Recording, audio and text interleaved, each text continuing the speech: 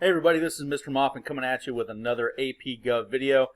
This is our second video focusing in on topic 4.1, looking at American attitudes about government. Now last time we talked about, defining what political culture is, the idea of a shared sense of values and norms and expectations in terms of, what we want from government, be it, economically, socially, etc.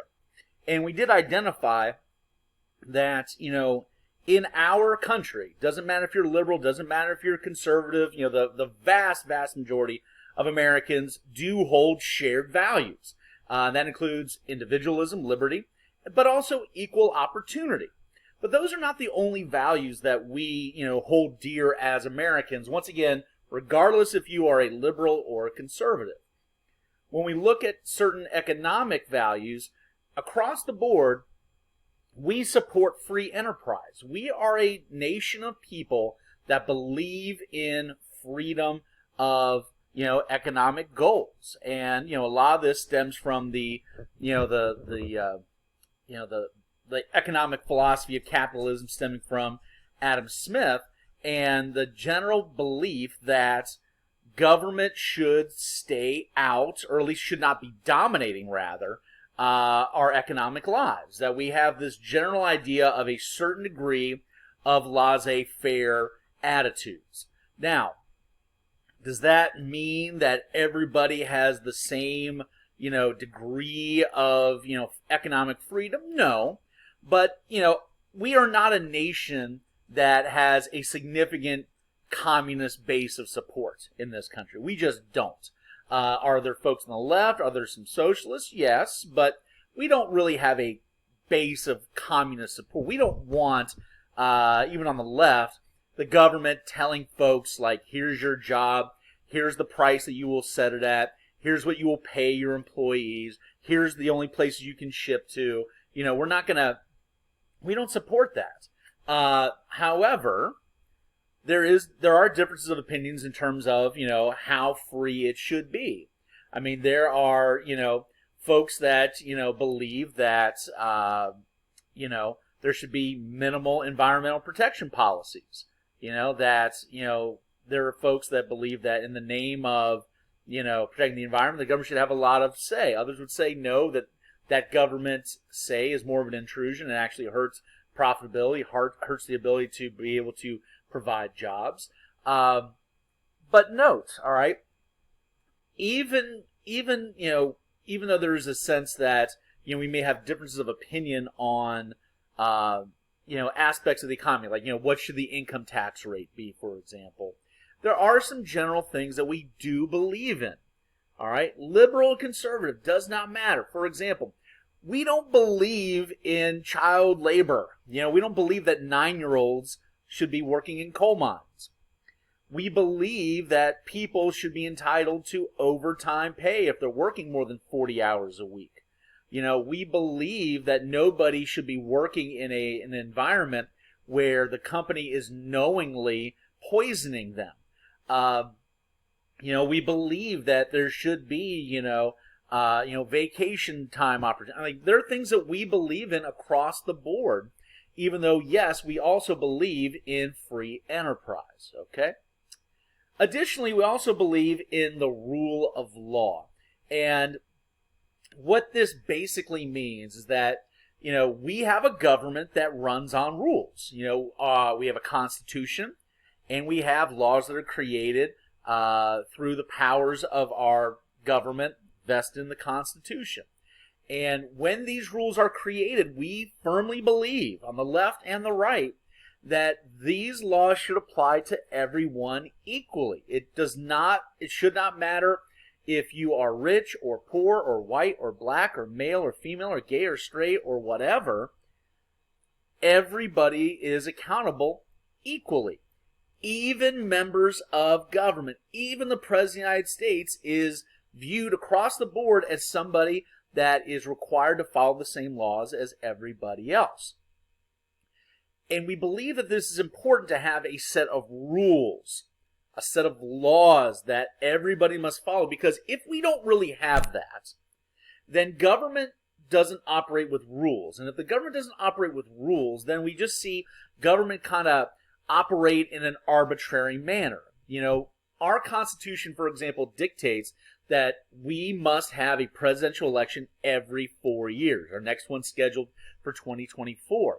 If we did not have a society that demands that the government follow the rules that it has for itself, then, you know, government would just decide on a whim whenever they would want to have elections. You know, well, maybe we won't have elections this year, or, you know, maybe we'll have 2 presidential elections in the same year. You know, they would just act arbitrarily. And it would act arbitrarily in terms of holding people accountable. You know, oh yeah, these folks can do this, but not these other folks. You know, we also, as part of the rule of law, we believe that, you know, the government is responsible for enforcing the laws. In other words, we don't believe in vigilante justice. We don't believe that, you know, people are entitled to, you know, enact revenge against somebody else. You know, like if somebody, you know, murders one of your family members, we don't believe that people have the legal right to just go out and have a, you know, somebody go out and kill a member of the other family. We don't believe that.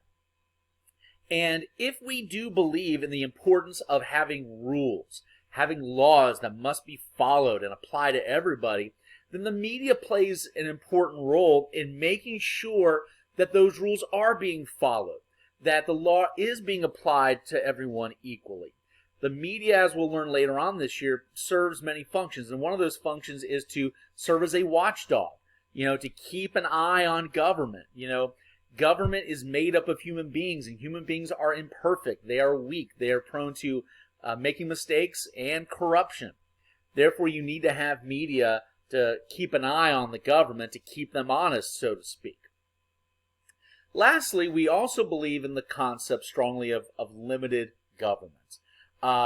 We believe that the government must have boundaries in what it can and cannot do. Once again, this is across the board. This is, you know, liberals and conservatives all agree that you cannot have this omnipotent government that can do whatever it wants, whenever it wants.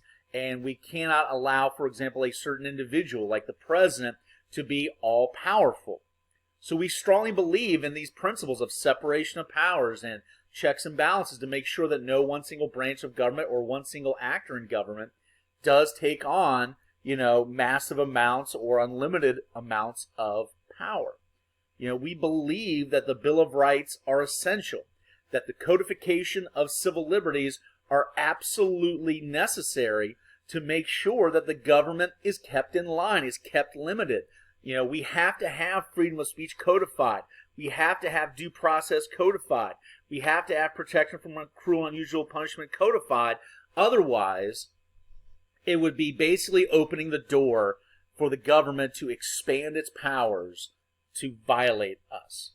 So, you know, we strongly believe in limited government. Now, you know, that being said, you know, conservatives and liberals have differences of opinion in terms of, you know, maybe what aspects of the government should be more limited than others. You know, conservatives believe that the federal government should be limited more, and liberals probably more along the lines of limiting state powers a little bit. But, you know, but the general sense that we do not want across the board this all-powerful government. We reject that as a group of people. So anyhow, you know, to kind of bring this together, you know, as a society, even though we may be divided as Republicans and Democrats and conservatives and liberals, and even though those divides, you know, have certainly been growing in the last, you know, 10 to 15 years, there is still lots of evidence to support that we still, as Americans, we believe in liberty.